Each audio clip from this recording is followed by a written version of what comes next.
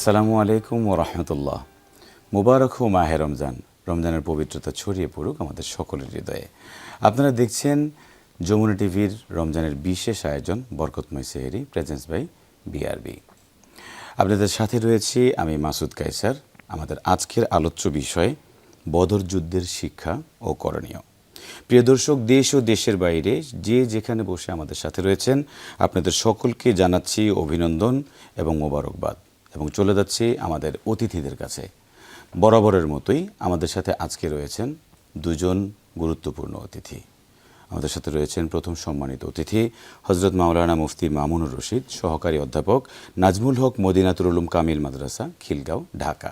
আসসালামু আলাইকুম ওয়া রাহমাতুল্লাহি ওয়া বারাকাতুহু। ওয়ালাইকুম আসসালাম ওয়া রাহমাতুল্লাহি ওয়া বারাকাতুহু। ভালো আছেন আপনি? শাহেদ কেমন আছেন? আলহামদুলিল্লাহ ভালো। দর্শক, আমাদের সাথে আরও একজন অতিথি রয়েছেন হযরত মাওলানা মাজহারুল ইসলাম আবরার, খতিব, মেঘনা গ্রুপ সেন্ট্রাল মসজিদ, ঢাকা। আসসালামু আলাইকুম ওয়া রাহমাতুল্লাহি তাআলা ওয়া বারাকাতুহু। ওয়ালাইকুম আসসালাম ওয়া রাহমাতুল্লাহি ওয়া বারাকাতুহু। আপনারা সবাই ভালো আছেন আশা করছি। আলহামদুলিল্লাহ। আপনাদের এই গুরুত্বপূর্ণ ব্যস্ততার মধ্যেও যে আপনারা আমাদেরকে সময় দিচ্ছেন আমাদের এই প্রোগ্রামটা সুন্দর করার জন্য, এই জন্য আবারও আপনাদেরকে অভিনন্দন জানাচ্ছি। আমরা সরাসরি আমাদের আজকের আলোচনাতে চলে যাচ্ছি। আমাদের আজকের আলোচনাটা ছিল বদর যুদ্ধের, ইসলামের একটা ঐতিহাসিক যুদ্ধ। এই বদর যুদ্ধ থেকে আমরা কি শিক্ষা নিয়েছি বা বদর যুদ্ধের শিক্ষা ও করণীয় নিয়ে এই বিষয়ে আমরা সরাসরি চলে যাচ্ছি আমাদের মোহতারাম মামুনুর রশিদ সাহেবের কাছে। যদি আমাদেরকে কিছু বুঝিয়ে বলতেন। ধন্যবাদ আপনাকে। ইন্নাল হামদুলিল্লাহ ওয়াসসালাতু ওয়াসসালামু আলা রাসূলিল্লাহ ওয়া আলা আলিহি ওয়া সাহবিহি আজমাইন, আম্মা বাদ। বদর একটি যুদ্ধ। কোরআনে কারিমে আল্লাহ পাক এটাকে ইয়াউমাল ফুরকান বলেছেন। সত্য এবং মিথ্যা, ন্যায় এবং অন্যায়ের মধ্যে পার্থক্যকারী একটি যুদ্ধ হলো বদর। ইসলামের ইতিহাসে সর্বপ্রথম যে সামরিক যুদ্ধটা হয়েছিল, সত্য মিথ্যা, ন্যায় অন্যায় বাতিল এর মাঝখানে পার্থক্য করার জন্য, সেটি হচ্ছে বদর। বদর একটি স্থানের নাম, যেটাকে বলা হয়েছে যে বদর নামটা এসছে কূপ, একটা বদরের ময়দানে একটি কূপ আছে, সেই কূপের নাম অনুসারে বদরের নামকরণ করা হয়েছে। এটি মূলত মদিনা শরীফ থেকে ৭৩ কিলোমিটার দক্ষিণ পশ্চিম দিকে অবস্থিত। একটা জিনিস বোঝার বিষয় যে বদর যদি হয় একটা কূপের নাম, যেহেতু ওই কূপের কেন্দ্রবিন্দুতে আপনার যুদ্ধটা হয়েছিল, এজন্য ওইটার কেন্দ্রবিন্দু করে নামকরণ করা হয়েছে। তো এখান থেকে সত্য মিথ্যার সাথে কি পার্থক্য, এই বিষয়টা আমরা সহজে বুঝি একটু। নামকরণ তো করা হয় সাধারণত একটা জায়গা বা একটা চিহ্ন যেটা বিখ্যাত, সেটার অনুযায়ী নামকরণটা এইভাবে হয়েছে বদর যুদ্ধটা বদর হিসেবে। তো বিষয়টা সেখানে না, মূল বিষয়টা হলো যে এখানে একটা যুদ্ধ সংগঠিত হয়েছে। এটা ছিল ইসলামের ইতিহাসে প্রথম যুদ্ধ, সত্য এবং মিথ্যার মাঝে প্রথম যুদ্ধ। এটাকে কোরআনে কারিমে ইয়াউমুল ফুরকান বলা হয়েছে, সত্য মিথ্যার পার্থক্যকারী যুদ্ধ বলা হয়েছে। এখান থেকে যে বিষয়গুলো শিখার বিষয় আছে, এখানে তো ঐতিহাসিক অনেক বিষয় আছে, সেই বিষয়গুলোর দিকে আমরা যাচ্ছি আস্তে আস্তে। শিক্ষার যে বিষয়টা আছে সেই বিষয়টা আমরা যদি তুলে ধরতে পারি, সেটা হলো যে এই যুদ্ধে মুসলমানদের বিজয় হয়েছিল। এখানে মুসলমানদের সৈন্য সংখ্যা ছিল ৩১৩ জন, আর অপরপক্ষে কাফিরদের সৈন্য সংখ্যা ছিল ১,০০০ জন। এই যে ইনব্যালেন্স সামরিক, মানে সৈন্যদের একটা ব্যালেন্স নাই এখানে, এটা একটা দেখার বিষয়। আরও একটা দেখার বিষয় হলো যে মুসলমানদের মাত্র ৭০টা উট ছিল, আর কাফের পক্ষের প্রায় ৭০০-র মতো উট ছিল। আর মুসলমানদের মাত্র 2টা ঘোড়া, আর কাফেরদের ঘোড়া সংখ্যা ছিল প্রায় ৬০০-র অধিক। এবং কাফেরদের যে যুদ্ধের যে অস্ত্র, সবার কাছে অস্ত্র ছিল, মুসলমানদের কাছে কিন্তু সবার কাছে সেই অস্ত্রও ছিল না। আর এই যে প্রচণ্ড একটা গরম, আরব দেশের অবস্থা 50 ডিগ্রি সেলসিয়াসের মতো গরম অবস্থায়, এই তপ্ত বালুকাময় মরুভূমিতে মুসলমানরা হেঁটে হেঁটে এত দূর পর্যন্ত আসছিলেন। সত্য মিথ্যার ব্যবধানের একটা পার্থক্যের একটা বিষয় আপনি এখানে বারবার তুলে ধরছেন। বিষয়টা হলো যে ইসলাম তো চিরসত্য, আল্লাহর কর্তৃত্ব, আল্লাহর একত্ববাদ, আল্লাহর দ্বীনকে বিজয়ী করার জন্য আল্লাহ পাক রাসূল সাল্লাল্লাহু আলাইহি সাল্লামকে পাঠিয়েছেন নিঃসন্দেহে। তো এখানে সত্য যখন সামনে অগ্রসর হবে, তখন দুনিয়ার যে স্বার্থ পূজারী যারা আছেন, যাদের স্বার্থে আঘাত ঘটবে, তারা কিন্তু বাধা দিবে আপনার এই সত্য প্রতিষ্ঠার ক্ষেত্রে। সেটাই হয়েছে আসলে মূলত এখানে। তো এইখানে রাসূল সাল্লাল্লাহু আলাইহি সাল্লামের সাথে যে যুদ্ধটা সংগঠিত হয়েছে, এই যুদ্ধে আমরা যে শিক্ষাগুলি দেখতে পাই, সেই শিক্ষাগুলোর দিকে যদি আমরা আলোকপাত করি, তাহলে দেখি যে এখানে মুসলমানদের বিজয়ের কারণ কি। মুসলমানদের মধ্যে ঐক্য ছিল, ঐক্য ছিল, ইত্তিহাদ ছিল। আর আজকে মুসলমানরা বিজয় অর্জন করতে পারছে না, এই শিক্ষাটা হলো বড়, কারণ মুসলমানদের ঐক্যের মধ্যে ব্যাপক তফাৎ লক্ষ্য করা যায়, যে মুসলমানরা ঐক্যবদ্ধ হচ্ছে না, নানা দলে বিভক্ত হয়ে গেছে মুসলমানরা। আসলে আমাদের মাযহাবগুলোর মূলনীতি কি, যে লা ইলাহা ইল্লাল্লাহ পড়বে, আমাদের মতো নামাজ পড়বে, আমাদের জব করা জন্তু খাবে, সবাই কিন্তু মুসলমান, এদের মধ্যে কোনো তফাৎ করা যাবে না, সবাই এক কালেমার আওয়াজের অধীনে আসবে, সবাই ঐক্যবদ্ধ থাকবে এবং আল্লাহর দিন কায়েম করবে। কিন্তু আমাদের এখন আল্লাহর দিনটা কায়েমের পথে প্রধান যে সমস্যাটা, সেটা হলো যে আমরা কি হয়ে নেই, ঐক্যবদ্ধ থাকতে পারছি তার না। মানে আমরা সারসংক্ষেপে এতটুকু বুঝতে পারছি যে ইসলামের সর্বপ্রথম যে সামরিক যুদ্ধটা, এটা বদর যুদ্ধের মধ্যে অনেক বড় একটা ইনব্যালেন্সের মধ্যে, এবং যেখানে 1000 আর সেখানে 313 জন, এই এত ব্যবধানের মধ্যেও শুধুমাত্র ঐক্যের কারণে তারা জয়ী হয়েছিল, এবং এটা একটা অনেক বড় ইতিহাস হয়েছে। অনেক সুন্দর বলেছেন, আমরা এই বিষয়ে আরও শুনবো। আমরা মাওলানা মাজহারুল ইসলাম সাহেবের কাছে, আবরার সাহেবের কাছে চলে যাচ্ছি। মাওলানা, এই যে হযরত অনেক সুন্দর ব্যাখ্যা করলেন যে বদর যুদ্ধটা একটা অনেক বড় একটা ইতিহাস, এবং এই ইতিহাসটা সবচেয়ে বেশি পরিলক্ষিত হয়েছে আমাদের শুধু ঐক্যের কারণে, যেটা আজকে আমরা মুসলিমরা ঐক্য হতে পারছি না। সারা বিশ্বে সেখানে আমাদের কর্তৃত্ব থাকার কথা, কিন্তু আমাদের ইনব্যালেন্সের কারণে বা ঐক্য না থাকার কারণে আমরা এটা পারছি না। আপনি এখান থেকে বদর শিক্ষা নিয়ে আমাদেরকে কিভাবে নিচ্ছেন এই আমাদের বর্তমান সমাজটাকে? চমৎকার একটি বিষয়ের অবতারণা করেছেন। আজকের বিষয়টি অত্যন্ত গুরুত্বপূর্ণ। মাহে রমাদানুল কারীম চলছে। দ্বিতীয় হিজরিতে আল্লাহর হাবিব সাল্লাল্লাহু আলাইহি সাল্লামের নেতৃত্বে 17ই রমজান রোজা মুখে শুধুমাত্র তারা খেজুর ভক্ষণ করে, আর কোনো কিছু খাবার ছিল না। তারা ছিল অর্থনৈতিকভাবে খুব দুর্বল, সামরিক ক্ষেত্রে ছিল খুবই দুর্বল। যেটা মোহতারাম বলছিলেন যে মুসলমানদের মাত্র 2টি ঘোড়া ছিল, আর বর্ণনাতে পাওয়া যায় মাত্র 6 কি 7টি তরবারি ছিল। এত জীর্ণ শীর্ণ একটি সেনাদল, যাদের মানে যে তরবারি অস্ত্রগুলো ছিল এগুলো অনেকটা অকেজোর মতো, প্রায় হাজারের মানুষ, তাদের প্রত্যেকের হাতে 2টা 1টা করে তরবারি, তাদের প্রত্যেকের ঘোড়া সাজসজ্জায় সমরাস্ত্রে ভরা। এত একটা বিশাল বাহিনীর সামনে 313 জন শুধু তো তারা শুধু মার্চ করত, 313 জন কিন্তু তাদের পায়ের নিচে মিশে যেত। কিন্তু আল্লাহ রাব্বুল আলামিন কোরআনুল কারীমে বলছেন, ওয়ালাকাদ নাসারাকুমুল্লাহু বিবাদরিন। হ্যাঁ, আল্লাহ পাক বলছেন তাদেরকে বদরের দিনে আল্লাহ পাক সহযোগিতা করেছেন, সাহায্য করেছেন। আল্লাহ রাব্বুল আলামিন কোরআনুল কারীমে তাদের সাহায্যের ব্যাপারে তিনি সুপারিশ করেছেন। তাদের কাছে আল্লাহ রাব্বুল আলামিন বিআলফি মালাইকা, তাদের কাছে 1000-এর মতো ফেরেশতাকে পাঠিয়ে দিলেন। তাফসিরে বাগবিতে এসছে এবং তাফসিরে জালালাইনেও এই কথাটি চমৎকারভাবে উল্লেখ করেছেন জালালউদ্দিন মাহাল্লি রাহিমাহুল্লাহ। তিনি বদরের ঘটনা বলতে গিয়ে বললেন, রব্বুল আলামিন কাফেরদের চোখে মুসলমানদেরকে ডাবল দেখালেন এবং মুসলমানদের চোখেও কাফেরদেরকে ডাবল দেখালেন।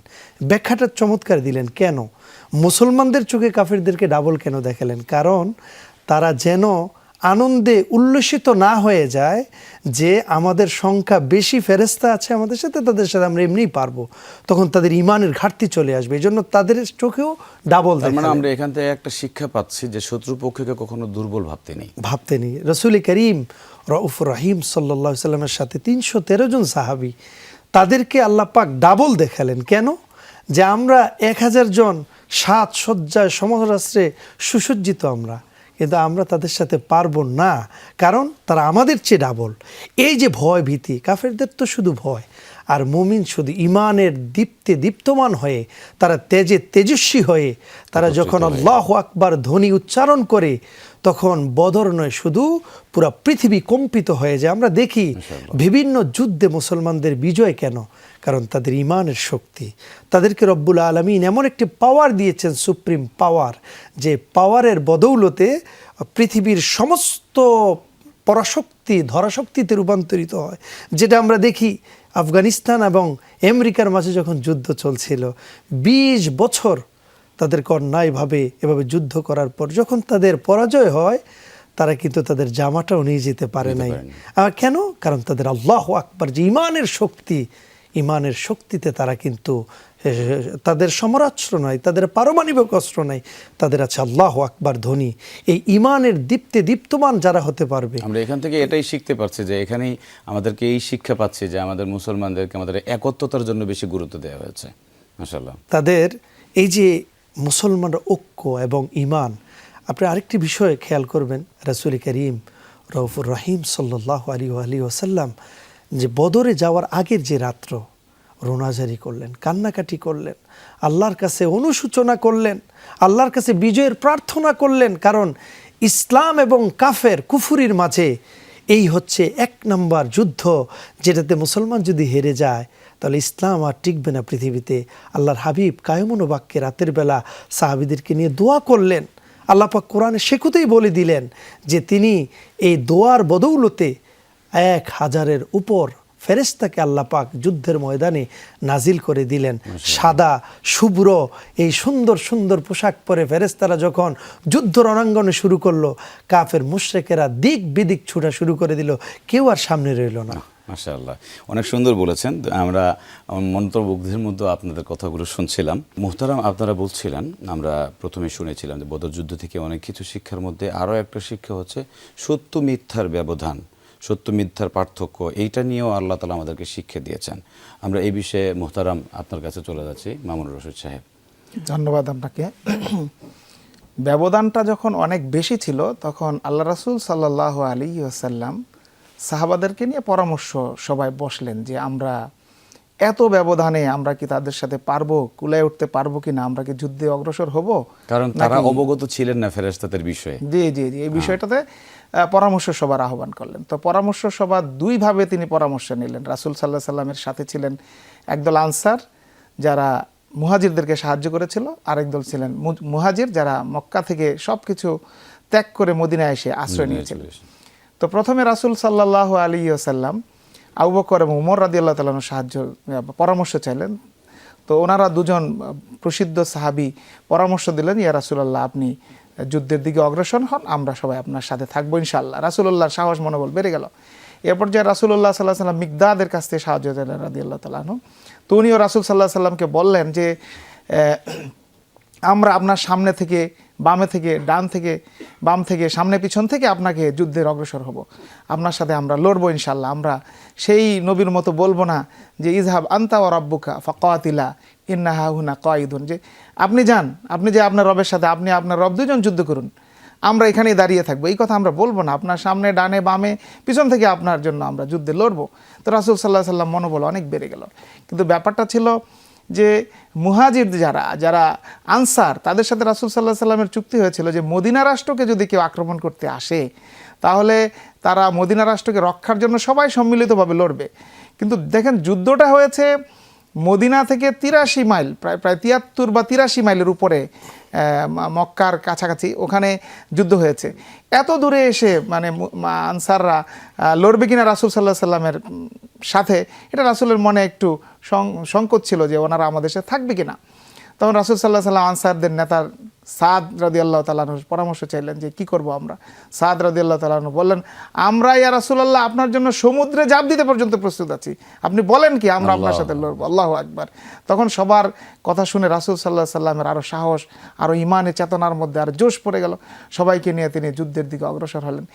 এই ব্যাপারটা থেকে আমরা কি শিখতে পাই? যেহেতু বলছিলেন যে বদর যুদ্ধের শিক্ষা, এখানে একটা দেখলাম যে সবাই মিলে পরামর্শ করেছেন। আল্লাহ পাক বলেছেন যে আমরুহুম শুরা বাইনাহুম, তোমরা যে কোনো একটা কাজ করার জন্য তোমরা পরামর্শ করবে, পরামর্শের ভিত্তিতে অগ্রসর হলে সেখান থেকে হয়তো আমরা পেয়েছি যে মাশওয়ারা করে পরামর্শ করার গুরুত্বটা। আমরুহুম শুরা বাইনাহুম, তো এখানে পরামর্শ করার ভিত্তিতে রাসূল সাল্লাল্লাহু আলাইহি সাল্লাম যুদ্ধের দিকে অগ্রসর হলেন। এবং সর্বশেষে আমরা কি দেখলাম, আপনি যে বিষয়টা বলছিলেন ঐক্যর কথা, সেটা তো আছেই। তারপরে আমরা কি দেখলাম, কিছু কৌশলের বিষয়ে আমরা এখানে উঠে আসতে দেখলাম। যেমন যুদ্ধের ময়দানে আল হারবু হিলা, হাদিস শরীফের মধ্যে আসছে যুদ্ধ একটা কৌশল মাত্র। যেখানে রাসূল সাল্লাল্লাহু আলাইহি সাল্লাম সাহাবীদেরকে নিয়ে অবস্থান করলেন, সেই জায়গাটিতে ঐতিহাসিকভাবে জানি যে ওই জায়গাটিতে অনেকগুলো পানির উৎস, যেটাকে কূপ বলি আমরা, অনেকগুলি কূপ ছিল। তা আল্লাহ রাসূলের এক সাহাবী পরামর্শ দিলেন, ইয়া রাসূলুল্লাহ আমরা যে এলাকাটাতে আসছি এখানে তো অনেকগুলি পানির কূপ, পানির উৎস আমাদের আছে, কিন্তু মানে আমরা একটা কূপ শুধু আমাদের জন্য পানির জন্য রেখে বাকি যে কূপগুলি আছে ওই কূপগুলি আমরা বন্ধ করে দিই, তাহলে মক্কা থেকে যে কাফেররা আসবে তারা পানির তৃষ্ণায় আরও তৃষ্ণার্ত হয়ে পড়বে, তারা তো কি করতে পারবে না, তখন আমাদের সাথে যুদ্ধে কুলে উঠতে পারবে না। তখন এই যে একটা কৌশল অবলম্বন করলেন, এই কৌশলের ভিত্তিতে দেখা গেল যে মক্কার যে কাফের যারা আসলেন, আয়সা দেখেন যে এখানে গরম প্রচণ্ড পানি নাই, কূপগুলি সব নষ্ট করা আছে। তখন ওদের মধ্যে একজন আসওয়াদ নামের একজন ব্যক্তি, যে সর্বপ্রথম এই যুদ্ধে নিহত হয়েছিল, সে শপথ করে বলল যে আমাকে পানি খেতেই হবে, পানি আমাকে পান করতেই হবে। সে সামনে অগ্রসর হলো কূপের দিকে, মুসলমানদের কূপের দিকে। ওই কূপ পাহারাদারিতে দায়িত্বে ছিলেন আমিরে হামজা রাদিয়াল্লাহু তাআলা আনহু, তিনি তার সাথে যুদ্ধে লিপ্ত হলেন। তাকে তখন সে প্রথম নিহত হলো বদর যুদ্ধের ময়দানে, যে আসওয়াদ। এখান থেকে আমরা কি শিখতে পেলাম, যে যুদ্ধ আসলে আল হারব হিলা, যুদ্ধ একটি কৌশল। এখানে রাসূলুল্লাহ সাল্লাল্লাহু আলাইহি ওয়াসাল্লাম যে কৌশল সাহাবীদের কাছ থেকে পরামর্শের ভিত্তিতে যে কৌশলের মাধ্যমে যে মোকাবেলাটা করলেন, এই মোকাবেলার কারণে অর্ধেক বিজয় কিন্তু এখানে চলে আসছে। তো এভাবে দেখতে পাই যে আমরা বদর যুদ্ধের ময়দানে আল্লাহর উপর যে তাওয়াক্কুল, এটা তো আছেই, তাওয়াক্কুলের যে বিষয়টা, এটা হলো সবচেয়ে বড়। যে ওই যে আজামতা ফাতাওয়াক্কাল আলাল্লাহ, যখন তোমরা সিদ্ধান্ত নিয়ে ফেলবে যে আমরা যুদ্ধ করবই, তখন তোমাদের দায়িত্ব হলো ফাতাওয়াক্কাল আল্লাহ, আল্লাহর উপর ভরসা করো। আমরা দেখতে পাই আল্লাহর উপর ভরসার যে একটা নজির, যে বদর যুদ্ধের মধ্যে তুমুল লড়াই চলছিলেন, আমাদের সহ আলোচক বলছিলেন বিষয়টা। আল্লাহ পাক প্রথম আলাফিম মিনাল মালাইকাতি 1000 ফেরেশতা পাঠালেন, তারপরে পাঠালেন বর্ণনা আছে 3000, এরপর আরেক বর্ণনা আছে খামসাতু আলাফিন 5000 ফেরেশতা পাঠালেন। যেমন যুদ্ধবন্দীদের মধ্যে একজন যুদ্ধবন্দী, 70 জন যুদ্ধবন্দী হয়েছিল কাফেরদের, একজন যুদ্ধবন্দী বলছিলেন পরবর্তী সাক্ষাতে যে আমাকে তো তুমি আসলে বন্দি করো নাই, আমি দেখলাম যে বিশাল দেহি একজন সাদা কাপড় পরা এক লোক আমাকে পাকড়াও করে ফেলছে, পরবর্তীতে আমি পাকড়াও হয়ে গেলাম। এমন দেখতে পেলেন যে ঘোড়ার আওয়াজের শন শন শব্দ, বাতাসের বায়ুর বেগের মতো প্রবাহিত শন শন আওয়াজ এবং ঘোড়ার খুরের শব্দ অনেকে শুনতে পেয়েছেন। সেখান থেকে যখন আমরা আল্লাহ পাকের উপর ভরসা করব, তখন সাহায্য আল্লাহ পাকের পক্ষ থেকে আসবে। এটা আমরা এই শিক্ষাগুলি আমরা বদরের ময়দানে মাশাআল্লাহ, অনেক সুন্দর শুনছিলাম। আমরা চলে যাচ্ছি মাওলানা মাজহারুল হক আপনার কাছে। এই যে মুহতারাম অনেকগুলো সুন্দর সুন্দর বিষয় বললেন, এখান থেকে বদরের যুদ্ধ থেকে আর এমন কোন সত্য মিথ্যার ব্যবধানের বা এমন আরও কি কৌশল আমরা পাই? আল্লাহর হাবিব সাল্লাল্লাহু আলাইহি ওয়াসাল্লাম ১৫০০ বছর আগে তিনি পৃথিবীর সমস্ত মুসলিম উম্মাহকে তিনি যে মেসেজটুকুন দিয়েছিলেন বদরের ময়দানে, সর্বপ্রথম আমাদের লাগবে চোখের পানি। যে কোনো বিজয়ে মুসলমানদের সর্বপ্রথম পাওয়ার হচ্ছে চোখের পানি। রাতের বেলা নিরিবিলি চোখের পানি যখন ছেড়ে আল্লাহর কাছে রোনাজারি করবে, তখন আল্লাহ পাক অবশ্যই তার বান্দার সেই রোনাজারি শুনবেন। এই যে মাহে রমজান চলছে, সাহারিতে আমরা উঠছি, সাহারির এই মুহূর্তে যারা আমাদেরকে দেখছে তাদেরকে আমি অনুরোধ করছি, রাতের এই নিরিবিলি এই অন্ধকারাচ্ছন্ন একটি রাতে রাসূল করিম সাল্লাল্লাহু আলাইহি ওয়াসাল্লাম বদরের ময়দানে যাওয়ার আগে তিনি কিন্তু চোখের পানি ছেড়ে রোনাজারি করেছিলেন। কেন? যেন রব্বুল আলামিন আমাদেরকে বিজয় দান করেন। রব্বুল আলামিন তাদেরকে বিজয় দান করলেন কিভাবে? তিনি নিজে সাহায্য করেছেন। কোনো ব্যক্তি তার নিজের শক্তি দিয়ে কখনো কোনো কিছু বিজয় করতে পারে না। সেই পারস্য বলেন, সেই বিশাল রোম সাম্রাজ্য বলেন, মুসলমানদের আয়ত্তে কেন এসেছিল? চোখের পানির কারণে। হযরত ওমরে ফারুক চোখের পানি ফেলেছিলেন, তার জামানায় সবচেয়ে বেশি ইসলামের বিজয় হয়েছিল। আজকে এই বদর দিবসে বদর থেকে যে শিক্ষাটুকুন আমরা নেব, সেটা হচ্ছে যে কোনো বিষয় মুমিনের যখন প্রয়োজন হবে পৃথিবীর কারো কাছে নয়, বরং সর্বপ্রথম আমরা জানাবো রব্বুল ইজ্জাতুল জালালের কাছে। কারণ তিনি কি? তিনি হচ্ছেন ইয়াকা না'বুদু ওয়া ইয়াকা নাস্তাঈন। আমার যা প্রয়োজন চাইবো আমি আল্লাহর কাছে, রব্বুল আলামিন দিয়ে দিবেন, যেমনটা আমার হাবিবকে দিয়েছিলেন। রাসূল করিম সাল্লাল্লাহু আলাইহি সাল্লাম বদরের ময়দানে গেলেন, যাওয়ার পর তার হাতের লাঠি দিয়ে তিনি দাগ কাটলেন। বুখারীর হাদিস, মুহতারাম এখানে আছেন, বুখারীর হাদিস, তিনি এখানে বলেন আবু জাহেল, উদবা, সাইবা, এভাবে তিনি দাগ কেটে দিলেন। যুদ্ধ শেষে দেখা গেল যেখানে যেখানে নবী যার কথা বললেন সেই লাশটা এখানেই পড়ে আছে। সুবহানাল্লাহ। রাসূল করিম সাল্লাল্লাহু আলাইহি সাল্লামকে আল্লাহর হাবিব সাল্লাল্লাহু আলাইহি সাল্লামকে আল্লাহ পাক কি ইলম মুবারক দান করেছেন। তিনি কিন্তু পূর্ব থেকেই আল্লাহ পাকের কাছ থেকে জেনেছেন যে এখানে এটা হবে ওইটা হবে। কারণটা কি ছিল? কারণটা ছিল তার দোয়া, তার আল্লাহর কাছে রোনাজারি। আল্লাহ পাক তাকে কবুল করে নিয়েছেন যে আজকের এই বিজয় আপনার জন্য। ইয়া রাসূলুল্লাহ, আপনি 313 জন নয়, আরও কম থাকলেও সমস্যা ছিল না, কারণ আপনার সাহাবীদের যে ইমানের তেজস্বী। ব্যাপারটা কি আসলে এরকম যে রাসূল সাল্লাল্লাহু আলাইহি ওয়াসাল্লামের কাছে আগে ওহী এসেছিল যে এখানে এ থাকবে না, রাসূল সাল্লাল্লাহু আলাইহি ওয়াসাল্লাম আল্লাহর কাছে সাহায্য চেয়েছে, এই জন্য উনি ওনার মনের স্থিরতা থেকে বা নিজের কনফিডেন্স থেকে একটা ছক আঁকলো যে এখানে এখানে এই কজন, আর আল্লাহ তাই কবুল করে নিয়েছে। আল্লাহর হাবিব সাল্লাল্লাহু আলাইহি সাল্লাম হচ্ছেন, তাকে আল্লাহ পাক যা জানতেন না তা আল্লাহ পাক জানিয়ে দিয়েছেন। আল্লাহ পাক কোরআনে সে কথা স্পষ্টভাবে বলে দিয়েছেন যে হাবিব, আপনি যা জানতেন না আমি আপনাকে সব জানিয়ে দিয়েছি। এজন্য আল্লাহর হাবিব সাল্লাল্লাহু আলাইহি সাল্লাম রাতের বেলা সাহাবীদেরকে নিয়ে মশওয়ারা করে, মোহতারাম যেটা বলছিলেন, তাদেরকে পরামর্শ করলেন, বিভিন্ন কলা কৌশল রণকৌশল করে তিনি 313 জন ঠিক, কিন্তু হাজারের বিপরীতে যখন তিনি দাঁড়িয়ে গেলেন তখন তার ইমানটি ছিল, সাহাবীদের ইমান ছিল 100-100, তারা কিন্তু এক চুল পরিমাণ বিচ্যুত হয়নি। তাহলে রাসূল করিম সাল্লাল্লাহু আলাইহি সাল্লাম সাহাবাই কেরামদেরকে নিয়ে যেই রণাঙ্গনে যে যুদ্ধ কৌশল শিখিয়েছেন, আল্লাহর প্রতি যে ভরসা শিখিয়ে দিয়েছেন, এজন্য সাহাবাই কেরামদেরকে আল্লাহ পাক কি পুরস্কারটুকুন দিয়েছেন, কোরআনুল কারীমে আল্লাহ পাক সে কথা স্পষ্টভাবে বলে দিয়েছেন যে আল্লাহর হাবিব সাল্লাল্লাহু আলাইহি ওয়াসাল্লাম ফা'মাল মা শি'তুম, তাদেরকে বলা হচ্ছে তোমরা যা মন চাই করো, কারণ পিছনের সব গুনাহ তোমাদের ক্ষমা করে দেওয়া হয়েছে, ফাগফির লাহুম, তোমাদের ক্ষমা করে দেওয়া হয়েছে। যারা বদরে অংশগ্রহণ করেছে তাদের কোনো গুনাহ ছিল না, সাহাবায়ে কেরামদের আল্লাহ পাক তাদেরকে কবুল করে নিয়েছেন। রাদিয়াল্লাহু আনহুম ওয়া রাদু আন, তারাও আল্লাহর প্রতি সন্তুষ্ট, আল্লাহও তাদের প্রতি সন্তুষ্ট হয়ে গেছেন। মাশাআল্লাহ, অনেক সুন্দর লাগছে কথাগুলো। মনে হচ্ছে চোখে যেন সরাসরি সেই বদরের ইতিহাসটা আমরা দেখতে পাচ্ছি। আমার বিশ্বাস দর্শকরাও হয়তো এমনটাই আবেগ আপ্লুত হয়ে আছে। তো এখন আমার একটা বিষয় বোঝার যে এই বদর যুদ্ধ থেকে আমরা যে শিক্ষাটা নিয়েছি, এই শিক্ষা তো আমাদের সকলের জন্য, এবং রমজানের আমরা এই শিক্ষাটা আজকে আমাদের অনুষ্ঠান যেহেতু রমজান পরবর্তী সময়ে বরকত, এই বদরের যেই শিক্ষাটা রমজান পরবর্তী সময়ে আমরা এখানে কিভাবে কাজে লাগাতে পারি? বদর যুদ্ধের বিষয়টা আমরা আজকে আলোচনা করলাম, শুনলাম, জানলাম, হৃদয়ঙ্গম করলাম, বুঝলাম, কিন্তু এখন তো আর বদরের যুদ্ধ নেই। বদরের ময়দান আছে পড়ে, হ্যাঁ, কিন্তু আজকে তো এখন আর বদরের যুদ্ধ নেই। তাহলে আজকে আমরা বদরের যুদ্ধ থেকে কি কি শিক্ষা নিয়ে কিভাবে আমল করব? বদরের যুদ্ধের ময়দানে আমরা দেখেছি রাসূল সাল্লাল্লাহু আলাইহি সাল্লাম পরামর্শ করে কাজ করেছেন। আমরা আজকের সমাজে রমজানের পরবর্তী সব সময় আমরা যে কোনো একটা সিদ্ধান্ত নেব, পরামর্শ করে নেব। এই শিক্ষাটা বদর থেকে আমরা পাই। রাসূল সাল্লাল্লাহু আলাইহি ওয়াসাল্লাম বদরের ময়দানে আল্লাহর উপর তাওয়াক্কুলের যে নজির দেখিয়েছেন, 313 জন নিয়ে 1000 জনের বিপরীতে আমরা এভাবে প্রত্যেকটা কাজে আল্লাহর উপর যখন ভরসা করব, তাওয়াক্কুল করব আমাদের জীবনে, রমজানের বাহিরে, তখন আমরা দুনিয়ার জীবনে আমরা সফলতা লাভ করতে পারবো, পরকালীন জীবনে আমরা সফলতা লাভ করতে পারবো। অর্থাৎ প্রতিটা কল্যাণময় কাজে আমরা এটা বুঝতে পারলাম যে মানুষ কম হোক বেশি হোক, আমরা দুর্বল না সবল সেটা বিষয় না, যদি আমরা কাজ করি পরামর্শের সাথে এবং আমাদের ভিতরে যদি একাত্মতা থাকে, আল্লাহর প্রতি ভরসা থাকে, অবশ্যই সেই কাজে আমরা বরকত পাবো। জি, ধন্যবাদ, সুন্দর করে বলছিলেন।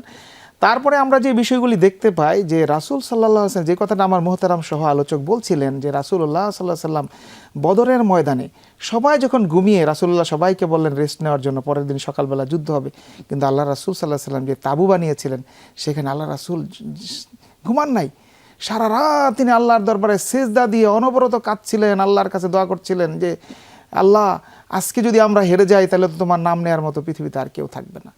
আবু বকর রাদিয়াল্লাহু তাআলা আনহু তখন রাসূল সাল্লাল্লাহু আলাইহি ওয়াসাল্লামকে এসে উঠলেন, যথেষ্ট হয়েছে, আপনারা আর কান্নাকাটি করতে হবে না, আল্লাহর দিনকে রক্ষা করবেন। তখন আল্লাহ পাক এই তার দিনকে রক্ষা করেছেন। এখন আমাদের যে জিনিসটা দরকার, যে এখন আজকে বদর নাই আমাদের কাছে, কিন্তু আল্লাহ রাসূলের সেই কান্নাকাটির থেকে আমরা শিক্ষা নিতে পারি যে আমাদের জীবনে বদর নাই, কিন্তু এরপরে যে অন্য যুদ্ধ আসবে না তা তো না, আমাদের জীবনে যে উত্থান পতন আসবে না তা তো না, হক বাতিলের দ্বন্দ্ব এবং সংঘাত সেই বদর নাই, কিন্তু অন্যগুলা তো চলতেই থাকবে, শয়তান তো থাকবে, শয়তান তো ইসলামের বিজয়কে সে সহজেই আসতে দিবে না সমাজে। তো সেই সমাজের আবু জাহেল মারা গেছে, কিন্তু আবু জাহেলের উত্তরসূরিরা রয়ে গেছে। তো উমর রাদিয়াল্লাহু তাআলা চলে গেছেন, উমর উত্তরসূরিরা রয়ে গেছে। তো উমর, আবু বকর রাদিয়াল্লাহু তাআলার উত্তরসূরিদের সাথে আবু জাহেলদের উত্তরসূরিদের দ্বন্দ্ব সংঘাত যে হবে না তা তো না, সেটা হবে। সেই সময় আমাদের কি করণীয়? আমাদের 1 নম্বর করণীয়, আমাদের ঈমানকে আমরা মজবুত করব এবং আমাদের ঈমানকে তাজা করে নিব এবং আল্লাহ পাকের রাব্বুল আলামিনের দরবারে আমরা কায়মন বাক্যে মোনাজাত আর দোয়া তার মানে মুখল ইবাদত। তিনটা বিষয় আমরা প্রথমত পেলাম। একটা হচ্ছে আল্লাহর প্রতি ভরসা রাখা এবং অবশ্যই পরামর্শের ভিত্তিতে একত্রিত হয়ে সবাই মিলে। শুধু এই দুইটা হলেই চলবে না যে আমরা একত্রিত হলাম, আল্লাহর প্রতি ভরসা রাখলাম, এবার ঘরে বসে থাকি। রাসূল সাল্লাল্লাহু আলাইহি ওয়াসাল্লাম যাকে তৈরি না করলে পৃথিবীই হতো না, যার জন্য আল্লাহ তাআলার সব কিছু আল্লাহ চাইলেই দিয়ে দিচ্ছেন, তার মতো মানুষও এখানে আল্লাহর কাছে কান্নাকাটি করেছে। অনেকে এরকমটা হয়তো অনেকের বিভ্রান্তি আছে যে আমাদেরকে অনেকে ফাঁসানোর জন্য বলে বেদ্দিনরা, যে তোমার রাসূলকে যদি আল্লাহ সব কিছু দিয়েই থাকে, উনি যা চায় তাই দেয়, তাহলে উনি কেন কান্নাকাটি করেছিলেন? আমরা এখান থেকে একটা শিক্ষা তাহলে এটাই পাচ্ছি যে ওনার জন্য সব কিছু থাকা সত্ত্বেও উম্মতকে শিক্ষা দিয়েছেন, তারপরেও তুমি আল্লাহর কাছে চাও, আল্লাহর কাছে চাইলে আল্লাহ বেশি খুশি হয়। তিনটা জিনিস আমরা এখান থেকে হয়তো পেলাম, যে একাত্মতা এবং পরামর্শ এবং আল্লাহর কাছে রোনাজারি করা। আরেকটা জিনিস মোহতারাম, যে আমরা শুধু মোনাজাত করে বসে থাকবো না, মোনাজাতের মাধ্যমে যে পরিবর্তন হবে বিষয়টা এরকম না। আবার আল্লাহ চেষ্টাও রাসূল করতে হবে। চেষ্টা করতে হবে, বাস্তব ময়দানে নেমে আসতে হবে। রাসূল নেমে সাল্লাল্লাহু আলাইহি সাল্লাম আসতে হবে। তরবারি ধরেছিলেন, চেষ্টা করেছিলেন, সাহাবায়ে আজমাইন 14 জন শাহাদাত বরণ করেছেন, সেটারও নজরানা পেশ করতে হবে। এমনি তো আর বদরের ময়দানে ইসলামের বিজয়টা হয়নি, মাশাআল্লাহ। ত্যাগ তিতিক্ষার মাধ্যমেই হয়েছে। আমাদেরকেও সেই ত্যাগের পরীক্ষায় উত্তীর্ণ হতে হবে। মাশাআল্লাহ অনেক সুন্দর বলেছেন। আমরা চলে যাচ্ছি মোহতারাম মাজহারুল ইসলাম সাহেবের কাছে, মাজহারুল হক আবরার সাহেবের কাছে। যেই হযরত অনেক সুন্দর করে 4টা পয়েন্ট বললেন। আমাদের শিক্ষার তো শেষ নেই, এখানে আরও অনেক কিছু আছে, আরও কিছু কৌশল, আরও কিছু শিক্ষা আপনার কাছ থেকে আমরা নিয়ে নিচ্ছি। আসলে প্রকৃতপক্ষে আমাদের মানুষের মাঝে যে আমরা কোন পথকে অনুসরণ করব, আমরা কাকে অনুসরণ করব, কিভাবে চলব, অনেক প্রশ্ন আমাদের মনে থাকে। আমি তাদের জন্য এই বদরের এই ময়দান থেকে একটা শিক্ষা দেব।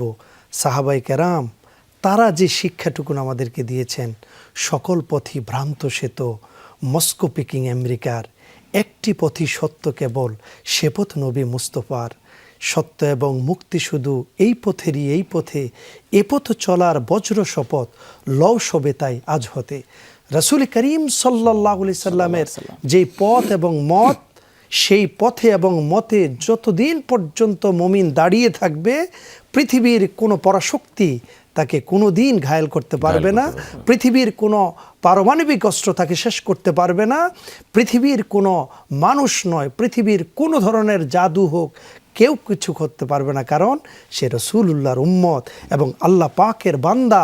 এই অন্তঃকরণে যখন তার বিশ্বাস থাকবে, বিজয় দেখা তো হবেই, কারণ বিজয় আমাদের জন্যই। আল্লাহ পাক এই পৃথিবীতে শুধুমাত্র মুমিন মুসলিম তাদের এই দিন ইসলামকে, ইন্নাদ-দীন ইনদাল্লাহিল ইসলামকে তিনি মনোনীত বলেছেন, আর কোনোটাকেই বলেন নাই। তাহলে মুসলমানদের ভয়ের কিছু নেই। আজকে সারা পৃথিবীতে আমাদের শক্তি নেই, আমাদের মানুষ আছে, জনবল আছে, কিন্তু আমাদের শক্তিটুকুন আমরা প্রদর্শন করতে কেন পারি না? কারণ আমরা যে বদর থেকে শিক্ষা নিতে পারি না, আমরা যে এই কোরআন থেকে শিক্ষা নিতে পারি না। এই মাহে রমাদান, অথচ আমরা এই যে পুরা মাহে রমজান জুড়ে আমরা কত ইবাদত করছি, আমাদের ইবাদতের কমতি নেই, আমাদের বিশ্বাসেরও কমতি নেই। অর্থাৎ বোঝা যাচ্ছে যে যে কটা জিনিস এখান থেকে পেয়েছি সবগুলোর সমন্বয় আমাদের থাকতে হবে। কোনো একটার কম পড়ে গেলে সেখানে আমাদের ভাটা হচ্ছে। যেমন অনেকে বলে যে আল্লাহ ভরসা, আল্লাহ খাওয়াবেন, আল্লাহ মারবেন, এই কথা বলে ঘরে বসে থাকলে হবে না। আল্লাহ বলেছেন চেষ্টাও করার জন্য ভরসা করে। এখন আমরা আমাদের সব কিছুই আছে, কিন্তু আমরা অগ্রসর হলাম না, চেষ্টা করলাম না, এজন্যই হয়তো আমাদের বিজয়ও আসছে না। চেষ্টার সাথে, ভরসার সাথে, পরামর্শের সাথে আমাদের অগ্রসরও হতে হবে। এজন্য কবি চমৎকারভাবে কিন্তু বলছেন যে থাকে যদি ঈমান বিশ্বাস হৃদয়ে, দেখা হবেই হবে আমাদের বিজয়ে। এজন্য বিজয় যদি পেতে হয় তাহলে ঈমানও লাগবে এবং আমাদের চেষ্টাটুকুন লাগবে। বদরের এই শিক্ষা থেকে আমরা দর্শক শ্রোতা মণ্ডলীকে একটি মেসেজ দিতে চাই। রাতে কান্নাকাটি এবং দিনে সেটার ফলাফলের জন্য কাজ করা, চেষ্টা করা, আল্লাহর উপর ভরসা, তাওহীদ এবং রিসালাতের উপর পূর্ণ আস্থা এবং বিশ্বাস রেখে যে চলবে, পৃথিবীর কোনো পরাশক্তি তাকে কখনোই ঘায়েল করতে পারবে না। যেমনটি বদরে সাহাবায়ে কেরামদেরকে করতে পারেনি, বরং তারা লেজ গুটিয়ে পালাতে বাধ্য হয়েছে। পালাতে গিয়েও 70 জন আটক হয়েছিল। পরে সাহাবায়ে কেরামরা তাদেরকে কিন্তু কোরআনের শিক্ষা দিয়েছিলেন, এক একজন বড় বড় সাহাবী হয়ে গিয়েছিলেন। তার মানে হচ্ছে কোরআনের শিক্ষাও প্রচার করতে হবে, আমাদেরকে ঈমানের নূর মানুষের মধ্যে ঢেলে দিতে হবে, তাহলে মানুষও ঈমানের পথে চলে আসবে। একজন বেদিন একজন নাস্তিক যে ইসলাম সম্পর্কে জানে না, আমরা তাদেরকে এই মেসেজটুকুন দিব যে বদর মানে শুধু তরবারি নয়, ইসলাম তরবারির জোরে আসে নাই, বরং ইসলাম টিকানোর জন্য তরবারির ব্যবহার হয়েছে, কিন্তু তরবারির জোরেই কিন্তু ইসলাম আসেন, এটা বুঝতে হবে। তার মানে ইসলাম এসেছে মনোনীত জীবন ব্যবস্থা পৃথিবীর মানুষকে একটি মেসেজ দেওয়ার জন্য। The Quran, the holy Quran is not only a religious book but also a complete code of life, complete a constitution. মানব জীবনের সংবিধান কি হবে, একজন ইহুদি, একজন খ্রিস্টান, একজন নাস্তিক তার জীবনের সংবিধান কি হবে, সে পৃথিবীর কোনো বই থেকে পাবে না, পাবে শুধু কোরআন থেকে।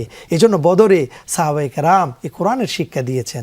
এজন্য আজকে আমরা বলবো এই বদর থেকে শিক্ষা নিতে হবে, কোরআনকে পড়তে হবে, কোরআন রিসার্চ করতে হবে, আল্লাহর উপর ভরসা রাখতে হবে, নবীজির দেখানো পথে এবং মতে আমাদেরকে চলতে হবে। তাহলেই আমরা সঠিক পথ পেয়ে যাব, সঠিক দিক নির্দেশনা পেয়ে যাব, ইহদিনাস সিরাতুল মুস্তাকিমের দিকে আমরা অগ্রসর হতে পারবো। মাশাআল্লাহ, মাশাআল্লাহ, অনেক সুন্দর বলেছেন। আপনাদের দুজনকে অনেক অনেক ধন্যবাদ। আরও অনেক শুনতে মন চাচ্ছিল। আমরা অনুষ্ঠানের শেষ পর্যায়ে চলে এসেছি, আবারও শুনবো পরবর্তী কোনো অনুষ্ঠানে। আপনাকেও ধন্যবাদ। ধন্যবাদ আপনাদের দুজনকে। দর্শক, আমরা দেখছি যমুনা টিভির বিশেষ আয়োজন বরকতময় সেহরি প্রেজেন্টেড বাই বিআরবি। শুনছিলাম বদর যুদ্ধের শিক্ষা ও আমাদের করণীয়। আমরা জীবনে চলার পথে যত যাই কিছু করি না কেন, প্রতিটি কাজের মধ্যে আল্লাহর তাকওয়া দরকার, আল্লাহর প্রতি বিশ্বাস স্থাপন দরকার, এবং সেই সাথে আমাদের কমিউনিটি, আমাদের সকলের মধ্যস্থতা যে একত্রিত থাকে, সেখানেও আমরা অনেক বড় মজবুতি পাব। এবং আরও দরকার আমাদের পরামর্শ, নিজের একার চিন্তাধারায় না। এবং সেই সাথে যদি আল্লাহর কাছে আমরা ভরসা করে কায় মনোবাক্যে আল্লাহর কাছে চাইতে থাকি, বিজয় আমাদেরকে কখনো ঠেকাতে পারবে না ইনশাআল্লাহ। দর্শক, আজকে যা শিখলাম আমাদের বাস্তব জীবনে সব কিছু আল্লাহ তাআলা পালন করার তৌফিক দান করুন। আজকের মতো বিদায় নিচ্ছি। দেখছিলেন বরকতময় সেহরি প্রেজেন্টেড বাই বিআরবি। আপনাদের সাথে ছিলাম আমি মাসুদ কায়সার। আজকের মতো এখানেই রাখছি। ভালো থাকুন, সুস্থ থাকুন। আবারও দেখা হবে নতুন কোনো বিষয় নিয়ে। আসসালামু আলাইকুম।